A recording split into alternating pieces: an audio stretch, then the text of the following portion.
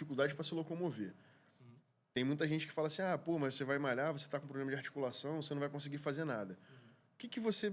Como seria a tua abordagem para um cara desse?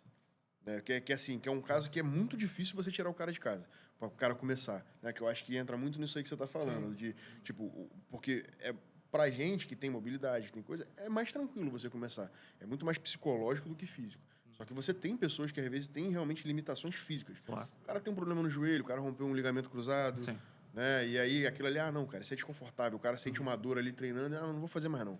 Como é que tu aborda um cara desse? Como é que tu... Felipe, primeiro, eu acho que seria muita ingenuidade minha chegar aqui falando que o treinamento, força, atividade física, ela é capaz de resolver todos os problemas do ser humano. Os problemas que você me trouxe, eles são muito da ordem do que a gente acabou de falar aqui sobre o conceito de biopsicossocial. Tá? Primeira coisa, tentar, dentro de uma abordagem mais acolhedora. Por que eu estou falando isso? Dialogar com uma pessoa que já traz todas essas comorbidades, ela já está bastante vulnerável. E além da comorbidade... Socialmente, psicologicamente. Do tipo assim, ele já não quer fazer. Né? Então, ele não quer estar ali. Primeira coisa é tentar conversar com ela para entender qual é o contexto que ela está se inserindo. Porque a atividade física, vamos pensar em 1 hora, né, que geralmente é o que a gente trabalha, ela não é capaz de resolver as outras 23 do dia. Então, tentar explicar isso que a gente está conversando aqui. Existem questões das outras ordens, de outras áreas de conhecimento, como propriamente a psicologia, a sociologia, a antropologia, que trazem referências para isso.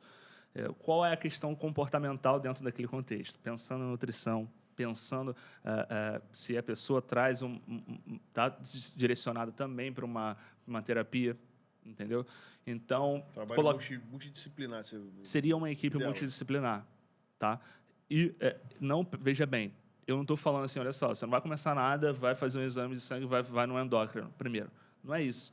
Pelo contrário.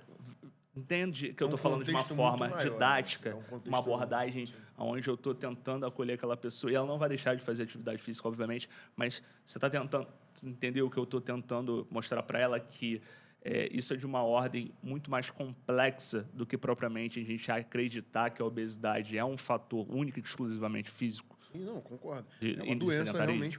Mas o que eu falo é muito assim... E também é uma questão social bastante presente. Né? Porque a gente, assim que ele entra na academia, obeso grau 1 não, porque isso já é de uma ordem clínica e tal. Mas, por exemplo, entrou alguém com sobrepeso. Qual é a primeira atitude, talvez, do professor de educação física? Vamos começar na esteira. Aí o cara já está assim, todo lugar que eu vou pedem para eu fazer na esteira. E você está entendendo? É disso que eu estou falando. Tipo assim, pelo que eu estou entendendo é muito assim, você tem que achar o gatilho mental do cara. Então, legal, ele tá ali, ele não quer estar ali, ele está se sentindo julgado, ele está sentindo coisa. Então, às vezes ele não vai nem fazer um melhor treino, né? Mas assim, você vai conseguir conversar com ele. Só de você conseguir fazer ele ir algumas vezes, mesmo sem, sei lá, às vezes você foi por 40 minutos de conversa e 20 minutos de alguma coisa de atividade ali. O cara já muda, né? Sem dúvida. E assim, no caso é mais uma abordagem psicológica do que... mais psicológica, antropológica do que realmente física ali, né? Então, tudo junto, tudo caminha junto. Vocês acham que... Didática que eu vejo muito isso na questão da nutrição, né? Assim, você tem que... Primeiro você vê, você precisa entender a cabeça da pessoa, né? Assim, como é que esse cara se comporta, né? O que ele faz? Como é que eu vou conseguir extrair alguma coisa dele, né? E ter alguma meta pequena também, né? Do tipo assim, esse cara ele precisa se manter. Ele precisa começar aqui. Então, tem que ter esse cuidado, né? E é o que eu falo, assim, o que eu tô querendo bater nesse ponto, porque você vê muita gente na academia, às vezes, julgando o personal que tá agindo assim com a pessoa. Então, você vê o cara na academia, o personal lá tá mais batendo papo do que realmente fazendo um treinamento. E aí o cara fala assim, tá gordo. Porra, tem que se fuder mesmo, tem que não sei o que e tal. E às vezes você fala assim, mas qual é o contexto desse cara? Né? Então, assim, às vezes ele vai demorar 6 meses para começar a se exercitar de verdade. Mas ele tem uma barreira ali psicológica que precisa ser quebrada. E não é qualquer personal que vai ter essa coisa. Né? Então, assim, tem que... A ideia disso aqui é justamente conseguir mostrar para as pessoas que, cara, às vezes o cara que está assistindo, né? Ele tá numa condição dessa, ele tá numa obesidade complicada, e ele fala assim, eu não vou porque todo mundo vai me julgar. Não, às vezes tem um profissional que nem ele que o cara vai conseguir manobrar aquilo ali, né? Ele vai conseguir realmente, tipo, criar um plano, né, para coisa. Só que o cara também tem que ter paciência, né? Não é da noite pro dia. Eu acho que você tem que colocar no seu limite, seja ele qual for. Se ele for um limite baixo, você se coloca num limite baixo. Se você for um limite alto, você se entrega para um limite mais alto. Mas você sempre tem que estar ali naquele seu limite. Entendeu? Então, se você vai começar a fazer, seja uma dieta, seja um exercício, você tem que... Cara, você tem que sentir alguma coisa. Por exemplo, se você está fazendo exercício, você tem que cansar. Se você está fazendo... Se você tá, exatamente. Se você está fazendo o exercício, você tem que cansar. Se você está fazendo dieta, você tem que sentir um pouquinho de fome. Né? Você tem que chegar naquele seu limite. Você fala assim, não consigo sentir mais fome que isso, senão eu não vou nem conseguir dormir. Aí, beleza, não precisa passar dali. O que eu acho que você está falando, o Cris, é o processo adaptativo. Exatamente. Eu acho que é um processo adaptativo. Tem pessoas que vão ter esse de uma forma mais rigorosa, né? Um cansaço físico, né? Ou dentro da nutrição. Eu não sei se exatamente sentir fome, o Felipe pode falar melhor sobre isso. Não necessariamente a fome vai ser o melhor marcador. Vai ser o marcador. E talvez o do cansaço também se torne um pouco mais subjetivo. Mas o que eu quero dizer é de que maneira aquela intervenção, seja atividade física ou seja um planejamento nutricional, ele vai repercutir... Não, de boa, valeu. Isso vai repercutir de uma forma dentro do contexto adaptativo, tá? Porque o reforço, por exemplo, se a gente for pensar em treinamento, certas pessoas funcionam com reforço negativo. Sim. Sabe? Aqueles gritos, né? E tudo mais. Você não vai conseguir, né? Tipo assim, o cara vai e consegue. A questão de desafiar, né? Pessoas funcionam com esse reforço negativo. Mas muitas pessoas também não funcionam.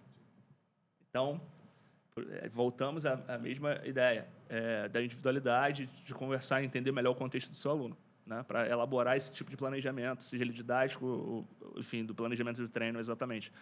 E talvez a minha vertente, a nível de pesquisa, de aprofundamento, tenha mudado em função disso. Eu era um cara que me destinava muito ao conteúdo mais específico, né? Retreinamentos, lesões, né? Essa abordagem um pouco mais teórica, para trazendo um pouco mais para a prática.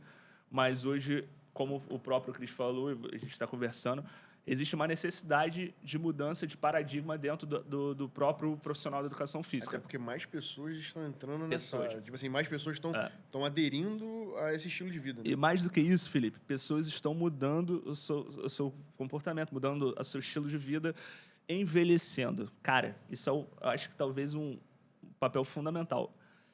Envelhecendo como nós estamos envelhecendo. E é por isso que eu dei o exemplo da mãe entrando na academia de cada um de vocês.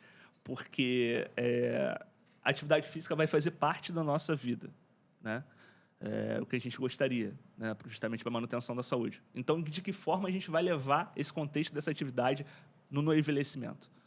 Países desenvolvidos, como, por exemplo, o Canadá, têm uma população extremamente envelhecida, né? E existe uma demanda lá para trabalhar como personal, como...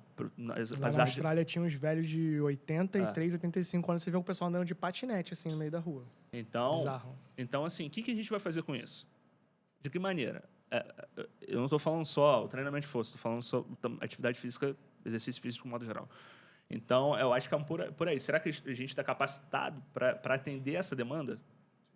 E por essas minhas perguntas, meus questionamentos que me colocaram, falando assim, cara, eu acho que eu consigo contribuir de alguma forma para a educação física, escrevendo, publicando, enfim.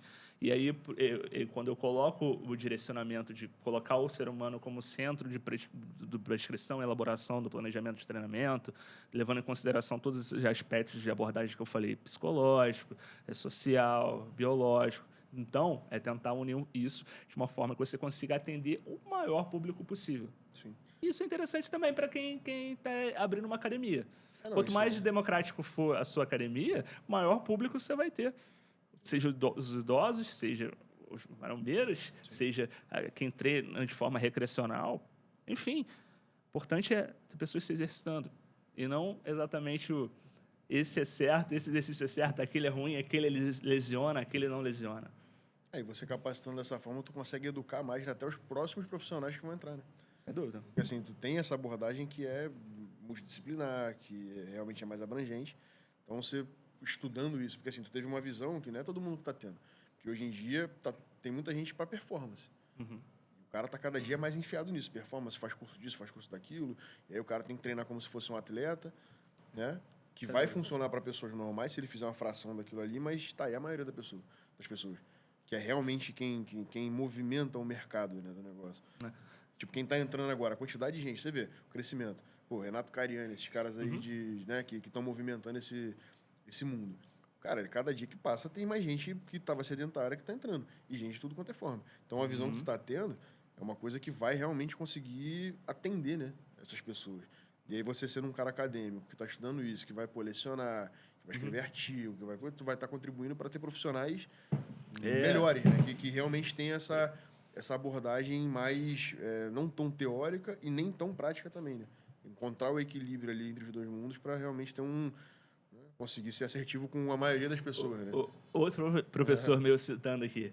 Outro corte aí, ó, vai falar. Outro corte. Outro professor vai falar. Cara, eu acho que ele teve uma inspiração muito kantiana, né? O Immanuel Kant foi um filósofo francês que ele escreveu Crítica da Razão.